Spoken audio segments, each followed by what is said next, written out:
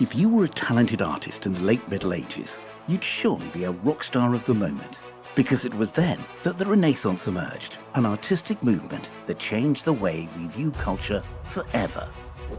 Travel with us to Renaissance Italy and admire the masterpieces that artisans made daily, a period of painters, architects, and absolute geniuses. Imagine that you're an artist in the Renaissance era, and you must carry out multiple works for both church and the wealthiest people in the city. You are the person of the moment, and everyone longs for your talented hands. After the fall of Rome, because of invasions and civil strife, much of the progress in art and knowledge of this incredibly advanced culture was lost for many years, and art only took on the importance that the church gave it.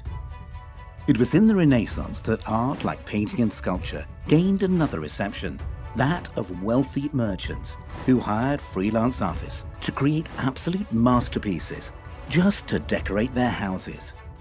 This came in handy for the art professionals like yourself, who had previously been constrained to only creating in religious settings, with much limitation and censorship. But all this changed when in some regions of Europe, as trade began to expand to such an extent that the rich businessmen could afford to decorate their houses to show their visitors how educated and intelligent they were. And this was showcased through the sculptures, paintings, and architectural decorations made by artisans like you. Now imagine that you're an excellent painter in these distant times, and this is a common trait with intelligent people of outstanding talent. You were not only limited to painting pictures, because believe it or not, the artists of this age were also, amongst other things, architects. That's right, artisans had the advantage of being polymathic. That is, they conquered many disciplines, including architecture on some occasions, just as Michelangelo and Da Vinci did. You can spend years working for the church painting pictures, and then the church likes your work so much that now it orders you to build parish churches, chapels, and also decorate them everywhere with frescoes and sculptures, works that can still be enjoyed today, enthralling many generations with your unique vision of life.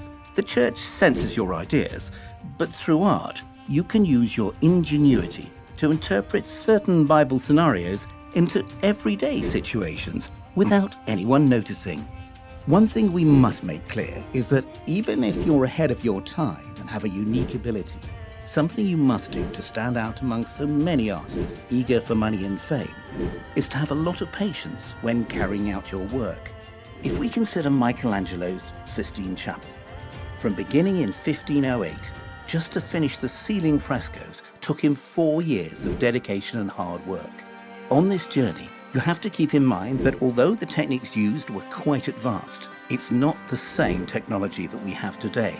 Everything was difficult and cost time and superhuman effort. You must wear a hat with lit candles to be able to paint in the dark, and you must adopt uncomfortable body positions to paint the ceilings of palaces and churches, and take into account that the work you started years ago will take even more time and dedication to finish, and it's all dependent on you. Sometimes you must also endure the cries of the Pope, who is eager for you to finish, along with many other difficulties. Being a craftsman in the Middle Ages did not prevent people with a lot of power from treating you badly. But like everything else in life, there are good things and bad things. Undoubtedly, the positive part of this historical period is that job opportunities were many, since churches, palaces, and cathedrals were frequently built, and artists like you were in high demand to decorate them. Without a doubt, if you were a Renaissance artisan in the late Middle Ages, you had to work hard and use all your resources to create masterpieces that would be marveled at for many generations. Certainly something these talented artists did not lack was ingenuity and discipline. Now, the most important question is, do you think if you traveled back to the past, you'd have the same talent as the Renaissance icons? What works would you have liked to create for the church or for the rich?